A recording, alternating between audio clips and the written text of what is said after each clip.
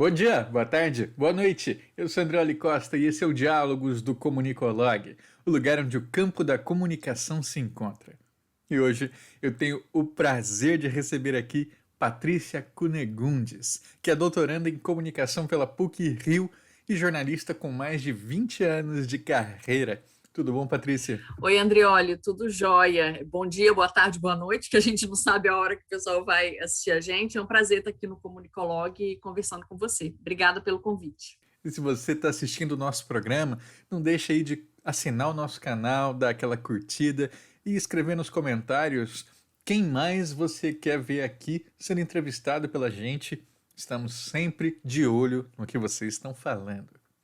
E Patrícia, para que a gente possa então começar a nossa entrevista, eu queria que você se apresentasse para o pessoal, dizendo um pouquinho então quem é Patrícia Cunegundes. Nossa, coisa filosófica, não. Bom, eu sou jornalista de formação, né? Enfim, tenho uma trajetória aí de 20, esse ano, estou fazendo 24 anos que eu sou jornalista e sou doutoranda hoje em comunicação, pesquiso cinema na PUC do Rio e fiz mestrado, terminei mestrado em 2018 na UNB, também pesquisando cinema, né? Então, eu sou pesquisadora barra jornalista. E para além do campo acadêmico e profissional, o que mais que você tem para gente? Nossa, bom, sou mãe, sou cachorreira, sou fotógrafa nas horas vagas, assim, já infelizmente não tem dado tempo disso, mas eu participo também de um coletivo de artistas que se chama Caneta Lente Pincel, né, que a gente faz trabalhos coletivos de contos, crônicas e de imagens, né? Então, eu também colaboro ora como cronista ou contista e ora como artista visual. Então, tenho essas. Eu sou geminiana, então eu faço muita coisa ao mesmo tempo, entendeu? A gente ainda vai falar sobre fotografia, mas eu queria começar perguntando para você sobre Tá. essa sua decisão, né? Então, depois de tantos anos de estrada, resolver voltar a se aproximar da academia. O que que te levou a esse movimento? Bom, ir para a academia já era uma coisa que estava dentro de mim, assim, né? Um desejo que estava dentro de mim. Mas, enfim, a vida às vezes vai levando a gente por alguns caminhos. Eu tomei algumas decisões profissionais e que não me levavam para a academia, sempre adiavam a minha ida para a academia, né? Então, eu falei assim, bom, quando meu filho tiver um pouco maior, depender menos de mim e tal, eu faço, tentei, ensaiei uns projetos na área de economia, porque eu tenho uma especialização em economia, porque eu trabalhei muitos anos com jornalismo econômico, então é uma coisa que também me interessa muito. Aí achei que eu ia desviar muito dos meus interesses, fazer um mestrado em economia. Depois eu pensei em fazer um mestrado em comunicação, mas comunicação organizacional, que era uma coisa que eu, na época, estava trabalhando e tal. Enfim, e aí no momento que eu achei, bom, agora vai, daqui a pouco vai ter mais concurso e eu vou, vai ser um jeito digno, né, de terminar a carreira profissional sendo professora, assim, né? Eu acho que a gente da comunicação vai não crescendo, dependendo da idade, as coisas vão ficando muito difíceis. Eu falei, bom, então é um jeito bacana de eu terminar minha carreira como comunicadora na academia, me interessa, né? Então eu fui. O fim já era uma coisa que você pensava? É que depois dos 35 anos, Andrioli, você é muito jovem, a gente começa a pensar no fim, sabe? Não, também porque vai cansando um pouco, né? Eu acho que é uma profissão que a gente vai cansando um pouco, assim. Eu fiquei cansada, enfim. E aí eu falei, bom, a hora é agora, né? Então aí eu fui, em 2015, eu comecei a me preparar para poder entrar, voltar a estudar, na verdade, né? Então, eu das minhas da minha multifaceta aí que eu falei tanta coisa que eu faço, eu falei assim, eu tenho que escolher uma coisa para eu pesquisar que vai me dar prazer, mas também vai me dar essa nova possibilidade profissional, né? Então foi já pensando numa perspectiva profissional, assim, vamos dizer, no terceiro tempo da minha vida, assim, sabe? Que eu pensei ir para a academia. E foi assim que eu parei onde eu estou, onde eu me encontro hoje, né? E agora eu queria entender como era para você equilibrar essa vida de uma carreira profissional enquanto uma jornalista corporativa, né, de comunicação corporativa, e alguém que tem esses impulsos criativos, artísticos, né? Como é que você conciliava uma coisa com a outra? Ah, tá. Isso daí é uma outra coisa, né? Quando a gente é jornalista, assim, repórter, a gente acha que a gente não é capaz, por exemplo, de criar ficção, né? O que que a gente faz na vida? A gente entrevista alguém ou, né, a gente, em tese, né, publica coisas concretas, fatos existentes. Assim, eu falei, eu jamais serei capaz de criar coisas, né? Eu achava que essa coisa criativa não existia dentro de mim. E aí eu era assessora de comunicação na Câmara dos Deputados. E a Câmara dos Deputados, coisas que só a Câmara dos Deputados dá para gente, tem uma área cultural lá. Então tinha um servidor da Câmara que era professor de literatura. E ele tinha um grupo, como se fosse uma oficina literária, né? E aí na sexta-feira, quando os deputados não estão lá e tal, era no momento assim meio de hora de almoço que a gente se reunia. Aí eu estava muito estressada na época e falei, vou participar dessa oficina. E foi aí que eu descobri que sim, que eu era capaz de escrever ficção, né? Assim, todas as camadas de vida da gente, eu morei em muitos lugares diferentes, enfim, né? Todas as nossas relações vão dando suporte para a gente criar personagem, pensar em alguém real, mas criando situações e tal. E aí eu comecei a escrever, né? Eu tinha um blog na época que chamava 061, que era um blog de política, que passou um tempo, assim, um pouco conhecido em Brasília, e depois eu passei a escrever contos e crônicas, e em 2011 eu voltei a fotografar. Você estava falando de Manaus antes da gente abrir aqui a conversa. Eu morava em Manaus, fazia faculdade em Manaus, e eu fotografava lá. E aí depois eu parei de fotografar também pela vida, e em 2011 também por um processo de alto nível de estresse, eu voltei a fotografar com um grupo do Rio, com o Walter Firmo, que tem viaja, agora não está viajando por causa da pandemia, mas sempre viajava com muitos fotógrafos, e aí eu entrei nesse grupo, né? E foi aí que eu voltei para a fotografia, né? E aí eu descobri esse lado. Depois passou um tempo, eu comecei a desenhar. Agora eu estou desenhando, mas eu parei também, porque aí a pesquisa vai ficando mais pesada, a gente começa a ter menos tempo livre, né? Mas foi assim. Parece que a arte é um respiro, né? Um respiro para a vida. Sim, sim. Hoje eu estava pensando nisso assim, poxa, eu assisto filme e as pessoas pensam que eu estou respirando, mas eu estou pesquisando, que também é uma parte do meu respiro de vida, porque eu amo pesquisar, né? Mas eu não assisto filme para descansar, eu assisto filme por conta da pesquisa. E eu estava assistindo tanto filme, separando filme, falei, poxa, nunca mais eu desenhei nada, assim. Então é isso, assim, você parar porque o fato de você desenhar ou escrever ou pensar numa série fotográfica, alguma coisa assim, você expande, é um tempo diferente do tempo de fazer outras coisas, né? Requer uma reflexão, né? Não, peraí, isso aqui eu vou fazer por mim, né? Então e é isso, é uma necessidade, assim, né?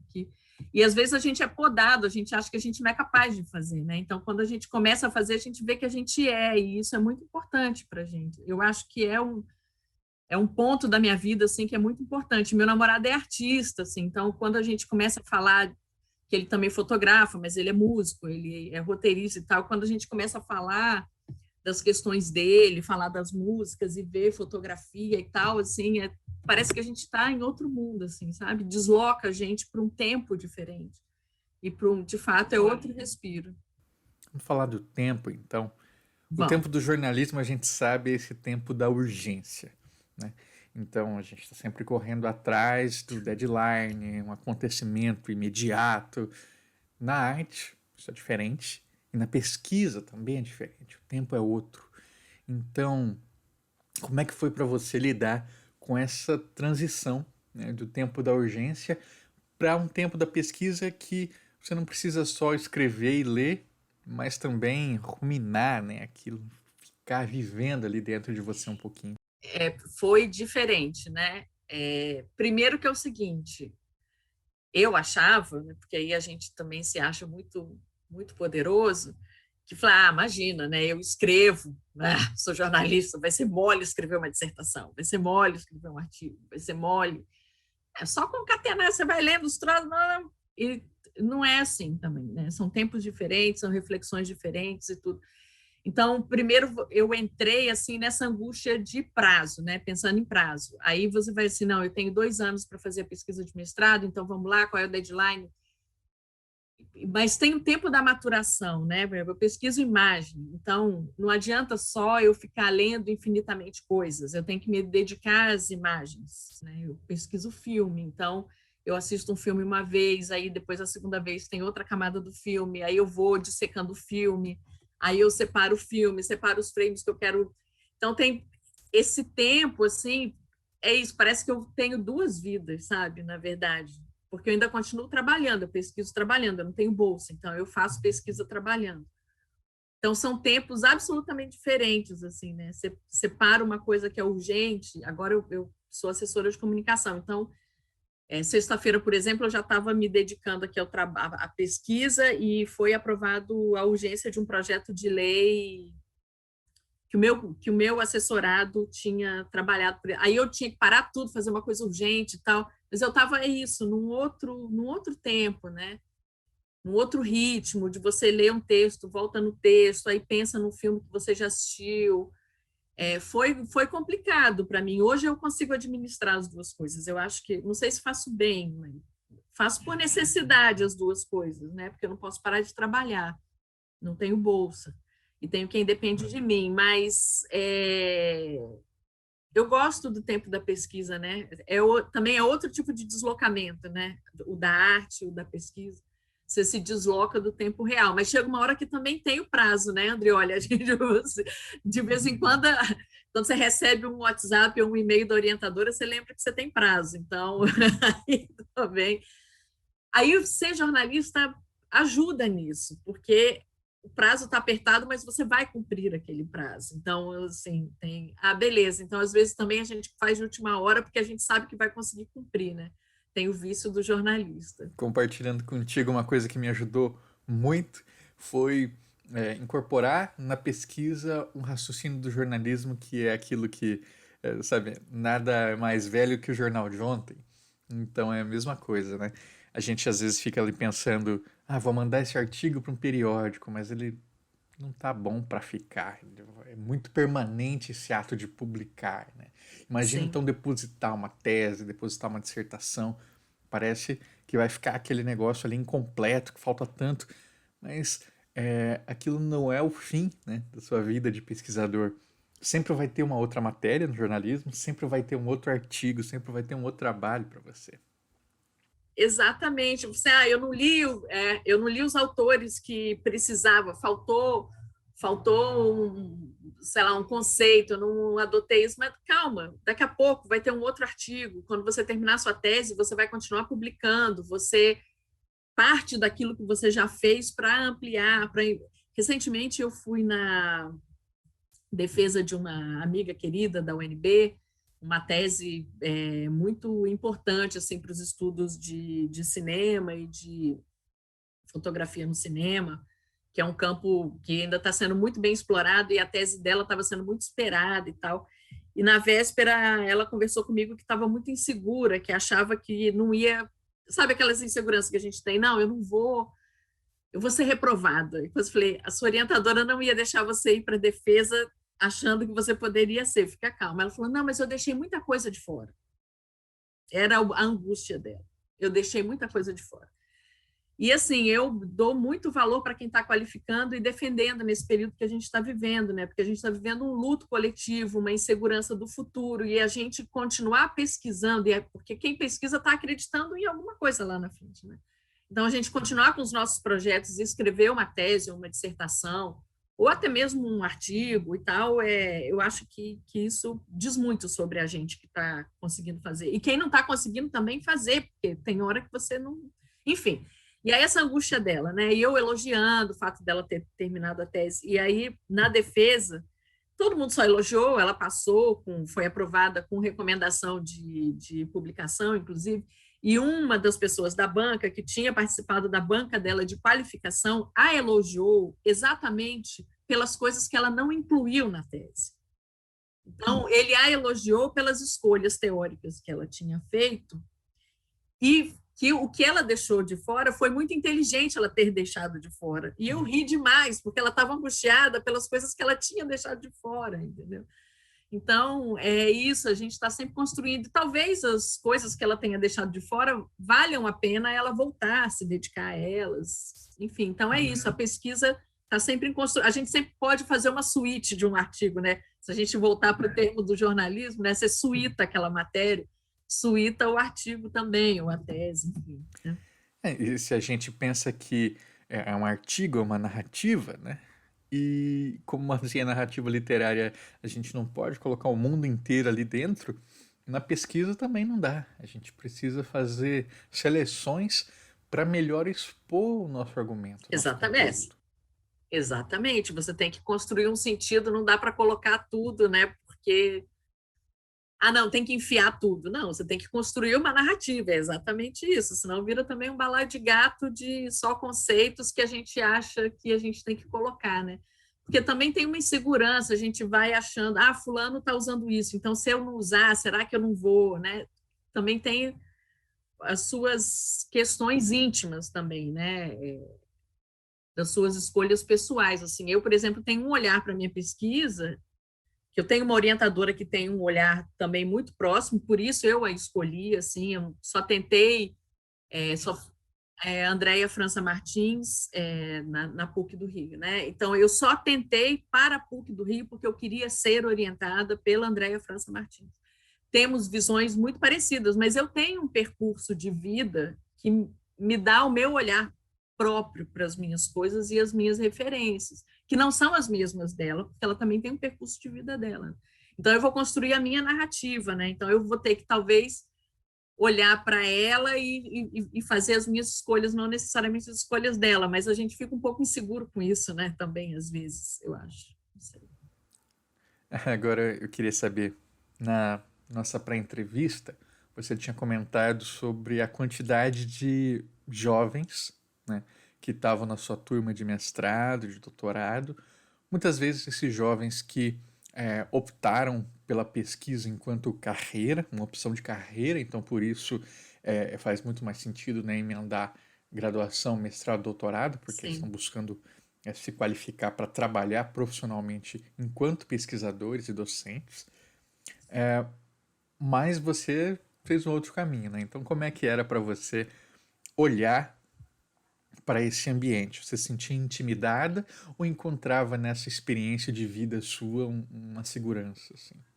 São sentimentos confusos, assim, sabe, Andrioli? Porque, bom, primeiro que a gente vive num contexto ocidental, né, que privilegia a juventude. Isso aí, então, a gente passa dos 45 anos, a gente se sente velho, obsoleto, etc, etc, etc. Isso está posto. 44.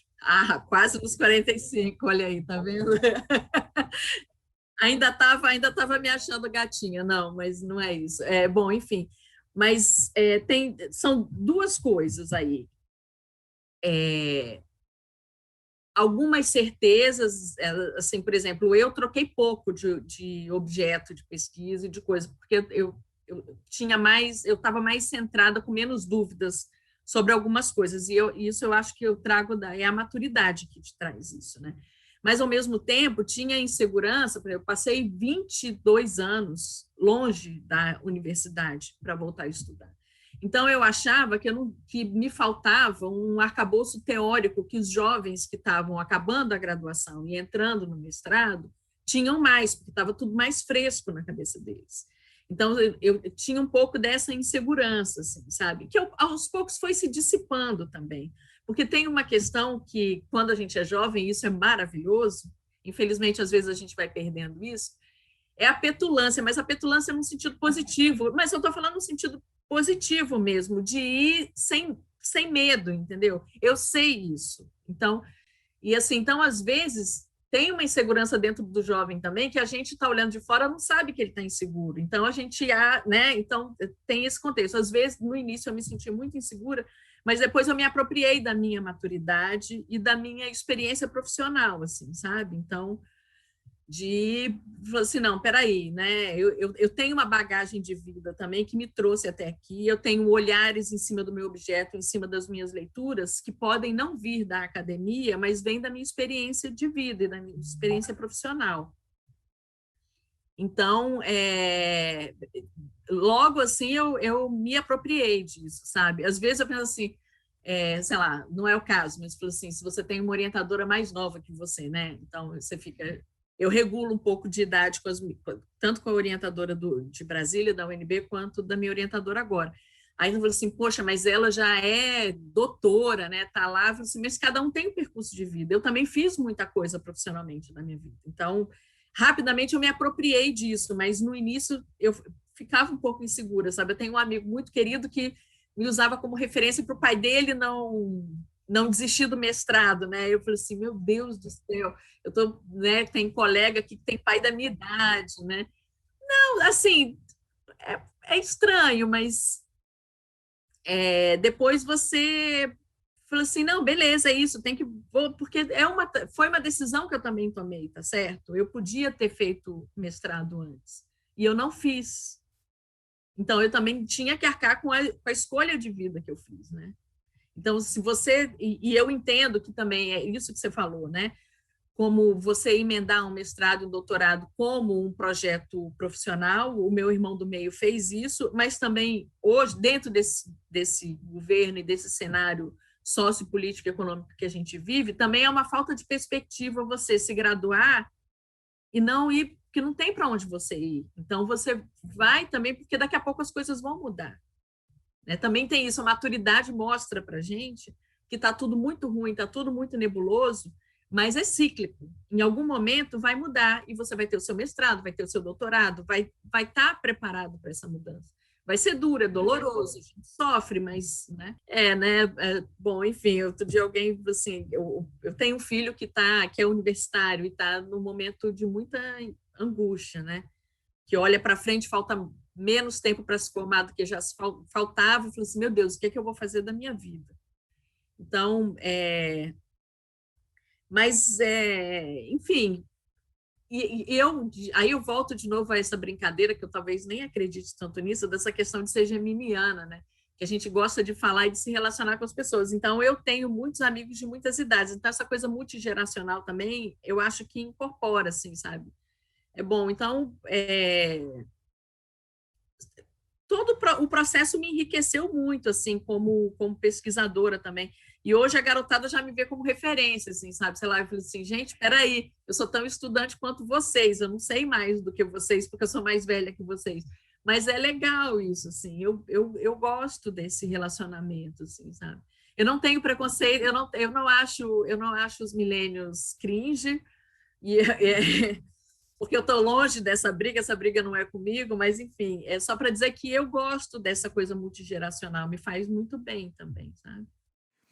Então, Patrícia, agora eu queria entender como é que foi a sua trajetória de pesquisa. O que você foi estudar no mestrado e como isso se converteu na sua pesquisa de doutorado. Tá. Bom, a gente já falou que eu sou fotógrafa, né? Então, em 2014, eu comecei um projeto que se chamava Memórias Inventadas, ou Em Tudo Quanto Olhei Fiquei em Parte, que é um título de um poema do Fernando Pessoa, que era rever as memórias da minha infância e da minha família. Era um projeto fotográfico sobre isso. No meio desse projeto fotográfico, meu pai morreu. E aí eu mergulhei mais ainda nessas memórias, porque quando alguém morre da família da gente, assim, minha mãe ainda está viva, ainda bem, mas assim, a experiência que eu tenho de amigos que perderam os pais, por exemplo, a gente faz um mergulho em fotografia, não era o caso da minha família, eu não tinha vídeo de família, porque a gente não tinha grana para ter câmera, né? Mas nas fotografias de família e tal. Então, eu me dediquei a esse projeto e eu estava muito mergulhada em fotografia de família, o tema de fotografia de família, eu estava obcecada com isso. E aí eu estava meio perdida do que eu ia fotografar, do que eu ia pesquisar, e fui fazer uma disciplina como aluno especial na FAC, na Faculdade de Comunicação da UNB, que é uma coisa que eu recomendo para todo mundo que quer, né, entre como aluno especial, faça uma disciplina, que isso é bacana. E eu fui fazer uma disciplina chamada Comunicação e Gênero, que não tem absolutamente nada a ver com pesquisa. Sim. Mas com uma professora de cinema, né, que é a Tânia Montoro, que é uma referência em gênero e também em cinema, e o professor saca, né, o que a gente quer pesquisar. E aí eu assisti um filme durante a disciplina que tinha umas fotos de família, assim. Aí eu falei, putz, eu vou pesquisar isso. Aí, conversando com a Tânia para pesquisar o trabalho final e tal, que eu já queria fazer um artigo que fosse a base do meu pré-projeto. Uhum. E aí falei para ela, e ela falou assim, aí ela me indicou um documentário que tinha muita fotografia de família. O documentário é Diário de uma Busca, da Flávia Castro. E aí eu mergulhei nisso, assim, porque eu também tenho uma história de pesquisa sobre ditadura militar há muitos anos, né? Em 2006 eu participei da equipe que fez o livro dos 10 anos da Comissão sobre Mortos e Desaparecidos do Ministério da Justiça. Então eu tenho essa ligação, esse interesse pelo período da ditadura civil-militar no Brasil. E esse filme tratava disso. E aí, no fim das contas, o que a minha pesquisa ficou? Ficou pesquisar o que acontecia quando as memórias das fotografias de família, que são memórias íntimas, individuais, entravam no universo público do cinema e das memórias sociais, né? Da memória coletiva. O que esse encontro significava dentro do cinema, né? Que tipo de narrativa e que tipo de disputa de memória que acontecia ali. Então, foi assim que eu comecei pensando em pesquisar fotografia, e terminei no cinema, né? Então, como eu falei antes, a minha pesquisa mudou muito pouco do projeto, né? Então, o meu interesse era porque como eu enxergo, né, um arquivo de família. É um arquivo que é cheio de lacunas, né, de silêncios e tal. E esses silêncios, essas lacunas são preenchidas pela memória social, pela memória coletiva. Então, é esse encontro de memórias que eu me interessei em pesquisar. Essa foi a minha dissertação. E a minha dissertação, então, foi tratando as fotografias de família e o cinema documental latino-americano como lugares de memória da ditadura militar, né? E essa disputa de memórias familiares, individuais e cheia de segredos e dentro da memória social, e também como a memória social é modificada a partir dessa inserção das fotografias de família e das memórias individuais. Foi isso que eu pesquisei. Terminei meu mestrado na Universidade de Brasília em 2018. Antes de você falar do doutorado, esse tema das fotos de família ele é muito interessante. Eu me lembro de um colega de doutorado aqui na URGS, que ele foi estudar isso, os álbuns de família, e uma das coisas que ele fazia muito era andar pelos BRICS, BRICS são tipo, aqui no Rio Grande do Sul, é como eles chamam aqueles venda de antiguidades, assim. Sim. E ele comprava álbuns e fotos antigas para tornar aquilo objeto de pesquisa. E era muito fascinante, né? Porque não, é fascinante. Você não conhece a família, mas você passa a conhecer pelo objeto. Exato. Tem uma artista plástica que certamente esse seu colega pode ter pesquisado, que é a Rosângela Renault, que faz isso. Ah, que legal. Ela tem uma série muito legal que é de fotografias de pessoas que ela não conhece, fotografias de família, e daí ela vai construindo uma narrativa a partir disso, né? Eu adoro, assim, eu sou fascinada por fotografia de família. E esse seu amigo deve ser também, porque a gente vai ficando compulsivo, entendeu? Porque, obviamente, também que mirar a vida dos outros e especular sobre a vida dos outros é fantástico, né? Então, assim, é muito bom você ficar imaginando a vida alheia, né? Além de tudo isso. Bom, e aí eu fiquei naquela dúvida, emendo no mestrado, no doutorado, no emendo, e aí o contexto político, porque daí também, assim, eu tinha todo o projeto de vida, né? Nossa, eu vou virar professora universitária. Entrei no mestrado em 2016, aí teve o golpe em 2016. Aí eu falei, putz, agora nunca mais vai ter concurso na minha vida, para que eu vou fazer um doutorado? Aí uma amiga falou exatamente o que eu tinha dito antes, né? As coisas mudam. Quando tudo mudar, você vai ter o seu doutorado. Eu falei, não, beleza, vamos lá. Você viveu a época ali do Fernando Henrique, né? Que ficou 8 anos sem concurso Sem público concurso. para Sim, professor. é. Pensa, a gente tem que fazer uma projeção muito grande, né? Eu também, eu Exato, tava esperando assim, 30 anos, passei no concurso, lógico que eu vou estar dando aula. como você é jovem. Ai, ai. Mas, enfim, né, a gente tem que ter essa perspectiva histórica, construir essa perspectiva histórica também, né, da latino-americana, desses ciclos que a gente vive. Enfim, não se acomodando e não aceitando que eles existam, obviamente, mas entender que o contexto vai mudar. É nesse sentido que eu quero falar. Bom, e aí falei assim, tá, vou fazer doutorado. E aí falei, tá, eu não quero fazer na UNB de novo, porque a única pessoa que pode me orientar é a Suzana Dobal, porque houve muita mudança no PPG da FAC. E a Suzana Dobal é uma pessoa muito especial na minha vida, só que eu não queria repetir a orientadora, assim, porque né, nem ela eu acho que queria ser minha orientadora, assim, sabe? Falei assim, não, vamos fazer aí girar essa energia. E aí, aqui no Rio, tem a Andréia França, que também pesquisa memórias e arquivos da ditadura no cinema. Eu já estava querendo vir embora por questões pessoais, voltar para o Rio depois de muito tempo, que eu sou formada aqui no Rio. Não sou do Rio, mas a minha família enfim, né? E a minha mãe queria voltar para cá depois que ela ficou viúva, e minha mãe mora comigo, enfim, esse é o contexto pessoal.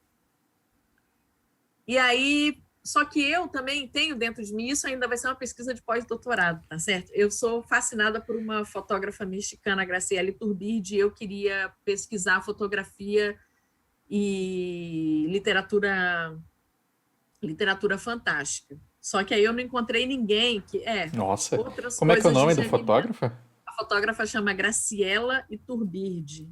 Eu sou obcecada por essa mulher, assim. Eu vejo foto dela, eu choro. Eu já fui numa exposição dela em Buenos Aires e quando eu entrei na sala, eu comecei a chorar. Esse ano teve uma mostra de lambe dela aqui pela cidade e eu participei de uma entrevista com ela. E quando ela começou a falar, eu comecei a chorar. Assim. Eu sou desse tipo de ser humano. Eu sou obcecada por essa mulher e em algum momento eu vou pesquisá-la. E aí eu não consegui articular o projeto de doutorado, eu falei, cara, eu vou para o Rio, vou continuar pesquisando documentário e ditadura militar. E aí já não para fotografia de família, porque eu acho que eu esgotei isso. Eu fiz tudo que eu já podia ter feito com fotografia de família. Eu falei, bom, esse capítulo está encerrado. Eu já tirei ele de dentro de mim, continuo amando e tudo, mas não achava que não tinha mais para... Explorou seu luto bastante. Exatamente. Resolvi... Não vou dizer que eu resolvi toda a questão com meu pai, porque meu pai é militar e eu pesquiso ditadura militar. Então, É verdade. tem uma questão psicanalítica aí nessa coisa que talvez meu terapeuta resolva em algum momento, ou a pesquisa, né? Mas, então, agora, o que eu pesquiso? Talvez também, porque aí, de novo, né, a vida da gente tem influência na pesquisa da gente. Como eu me mudei muito, eu tenho um sentimento de desterro, assim, eu não me sinto de nenhum lugar. Tem uma coisa assim, um exílio dentro de mim. O tempo inteiro eu acho que eu estou exilada em algum lugar, assim, sabe? Porque eu me mudei muito. A cada 2 anos eu me mudava de cidade e eu não tenho essa raiz, assim. Eu me sinto desenraizada. É a palavra mais que funciona mais com o meu sentimento. E aí eu comecei a pesquisar exílio, né? Então, o que eu hoje pesquiso? Eu parti de um cineasta chileno, Patrício Guzmán, que é exilado desde 1973, alto exílio. Depois, quando ele pôde voltar para o Chile, ele não quis mais. Então, eu parti da última trilogia dele, né? Que os últimos 3 filmes dele, que o último foi lançado em 2019, para pesquisar essa noção, como que ele fabula o pertencimento ao Chile, olhando o Chile do lado de fora. Né, desde 1973, há 40 e tantos anos, quase 50 anos.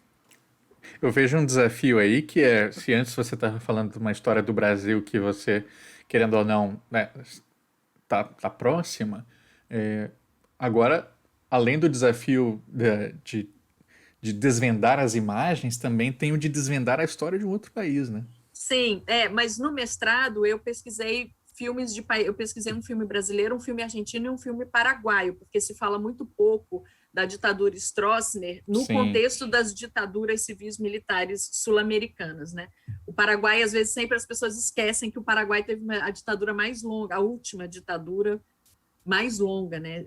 Que o Stroessner ficou 35 anos. Então, eu dei uma mergulhada também, não tão profunda, porque o mestrado não permite, né? São 2 anos, Uhum.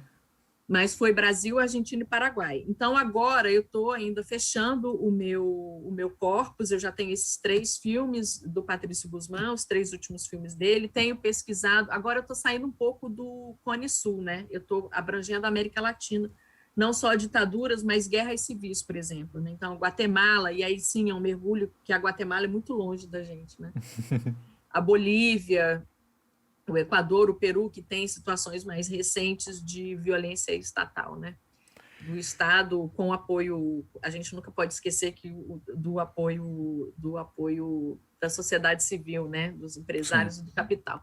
Mas, enfim, o que hoje eu pesquiso no audiovisual, no cinema documental, é como que se dá essa disputa de narrativas, também, de novo, isso está presente, mas como que os cineastas exilados fabulam o pertencimento à terra, aquele país, aquela sociedade e aquela história que eles viram acontecer de longe, né?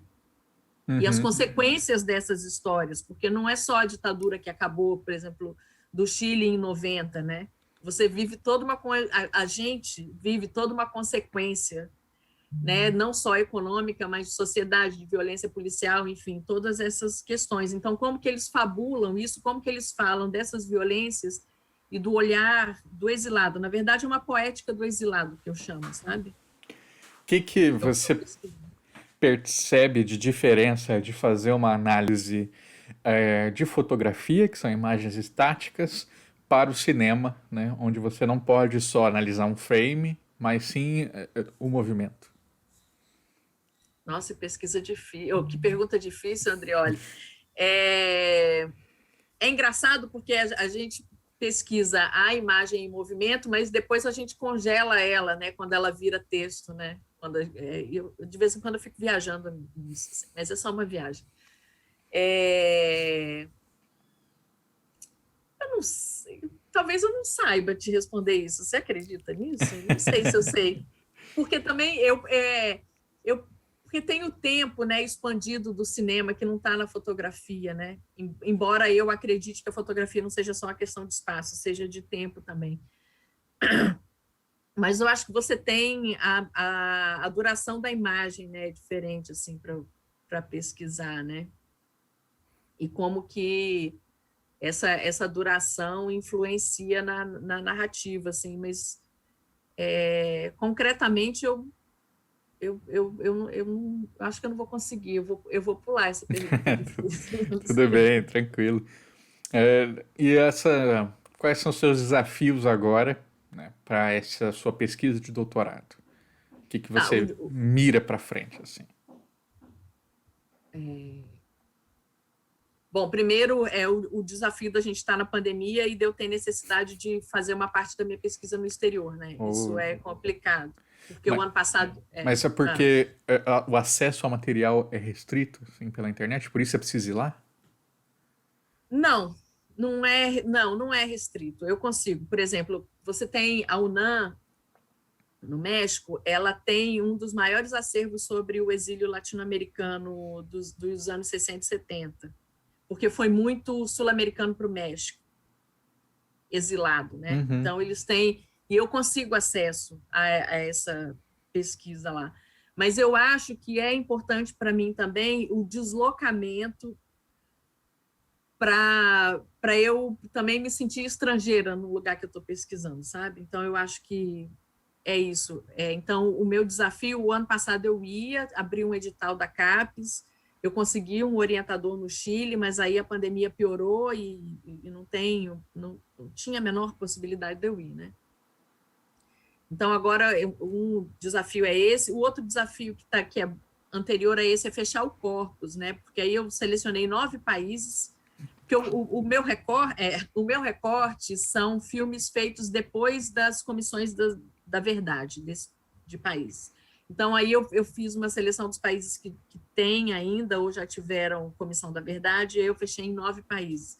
E agora e são documentários contemporâneos, então daí também tem a dificuldade de acesso, porque nem todos os filmes estão disponíveis para o Brasil, para eu assistir online no Brasil. Uhum. E tem o contato com os cineastas, aí o cineasta demora, você não sabe se alguém da família dele morreu por causa da pandemia, se ele está doente, se ele está internado, se ele está entubado, se ele simplesmente te ignorou, entendeu? Então Então tem você faz a análise e uma entrevista com...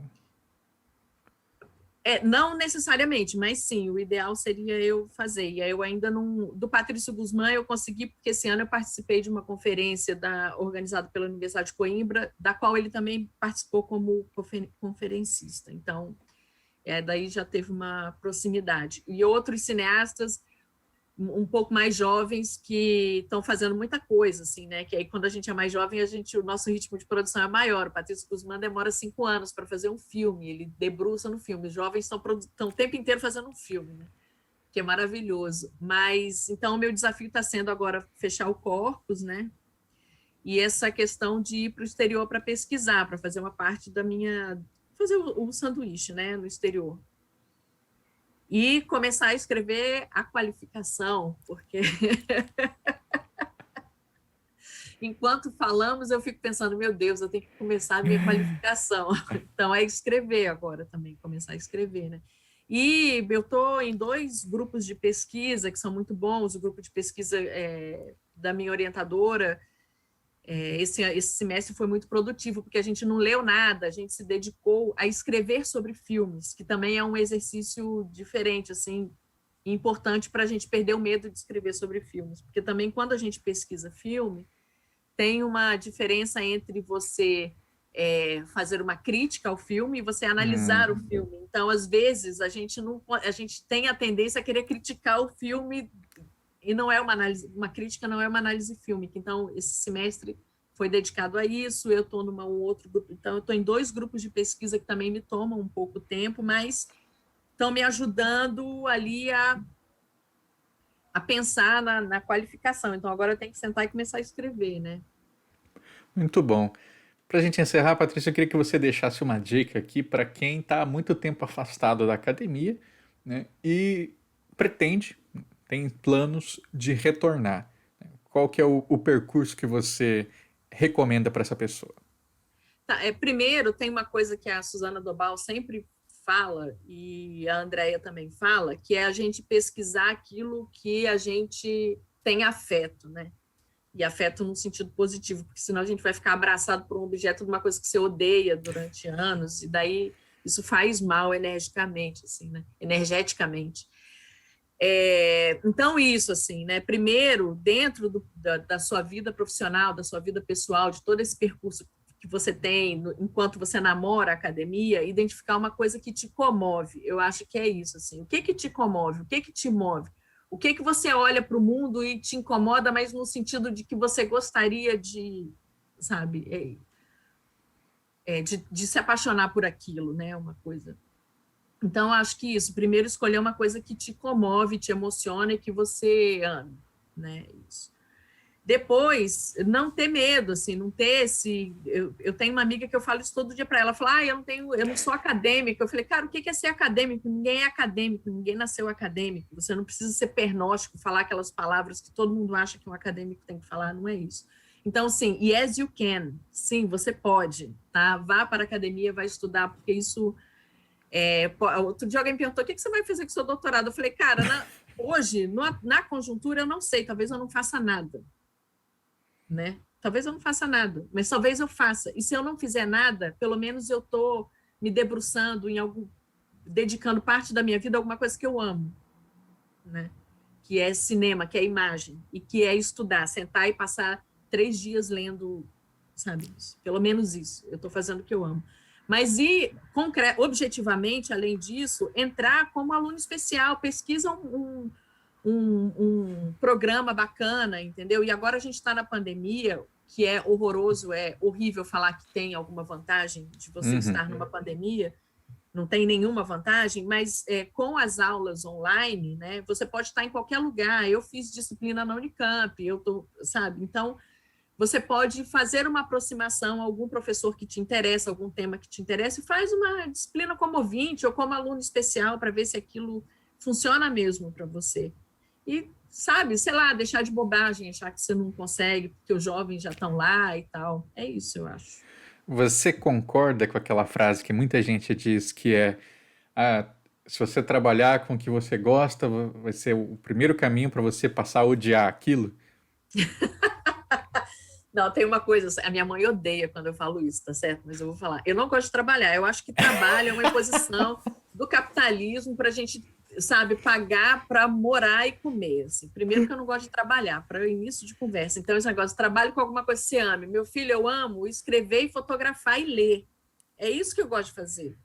Eu queria só ficar fazendo isso, mas não, eu tenho que entrevistar pessoas, tenho que atualizar site, tenho que fazer um monte de coisa, porque eu tenho que alimentar um filho e 3 cachorros. É isso. Então, eu não gosto de trabalhar, não, mas fica muito mais fácil a gente trabalhar com o que a gente gosta, obviamente, né? Assim, eu acho que... E a pesquisa é isso. Imagina se eu fosse pesquisar, sei lá, tudo bem que pesquisar a ditadura militar não é uma coisa agradável, né? Não é isso, mas eu também acredito que a gente como latino-americano, como periférico do mundo, eu acho que a gente também tem uma questão... Eu não acho que a academia é um lugar de militância, eu não estou falando isso. Mas eu acho que é um posicionamento... Um dever cívico, assim, né? Meu dever cívico como latino-americana, né, como periférica do mundo, é me debruçar nos problemas da periferia do mundo, entendeu? Então, por isso que eu pesquiso ditadura militar, porque a gente vive as consequências dela, né? Então, e eu também acredito que a academia é um lugar de memória, mas não de enfiar a memória lá, mas de entender essas disputas de memória e se inserir nessa disputa. Então, é isso que eu penso, às vezes, muito politicamente, assim, mas é isso que eu amo fazer, assim, sabe? Estar inserida dentro desses contextos e não deixar que as coisas passem, porque eu acho que é um dever cívico da gente também. Mas trabalho esse negócio, trabalho com o que você ama e você nunca terá, como é que é, sei lá, tem um mantra. Gente, trabalho é horrível, você acordava, bater um ponto. O meu último emprego, eu pedi demissão porque eu tinha que bater ponto 8 horas da manhã, e eu gosto de tomar café da manhã com calma, e eu não tomava café da manhã com calma. Isso é uma tortura para um ser humano, pegar 3 ônibus para chegar no trabalho. Ah, não, mas eu amo o que eu faço. Amigo, não, você não, entendeu? Eu gosto de ler, fotografar e estudar, por isso que eu pesquiso. Mas sim, mas dar aula é uma coisa que me dá muito prazer, assim, porque, de novo, a questão multigeracional, eu gosto de me relacionar com pessoas de todas as idades. Então, eu acho que também eu pesquiso, não só porque eu gosto de pesquisar, mas a perspectiva de dar aula é uma coisa que me encanta. Então, é isso, eu acho que esse é um trabalho que eu faço, toda vez que eu dou aula, eu sempre fico muito feliz, assim, porque é uma coisa que de fato, isso eu amo fazer, então... Isso eu gosto de fazer. Patrícia, foi um prazer gigante falar com você no dia de hoje. Queria que você encerrasse mandando um abraço aí para o pessoal que está nos assistindo e dando o seu recado final. Pode ser o que você quiser, a palavra é sua. Tá bom, Andrioli, eu agradeço, foi um prazer te conhecer. Espero que esse meu falatório geminiano tenha sido proveitoso. Acompanho o Comunicolog sempre, compartilho sempre, e foi assim, uma honra. Eu achei super chique eu estar aqui. Espero que os seus espectadores, leitores e ouvintes também aproveitem um pouco do que eu falei, né? E cuidem-se todos. Talvez esse vídeo vai ficar para depois da pandemia também, mas nesse momento se cuidem e para a gente estar vivo o ano que vem para ver mudanças no país. É isso. É isso, pessoal. Espero que tenham gostado. Deixa aquele like se você ainda não o fez. Assina o nosso canal. O segundo pedido que eu faço nesse vídeo, hein?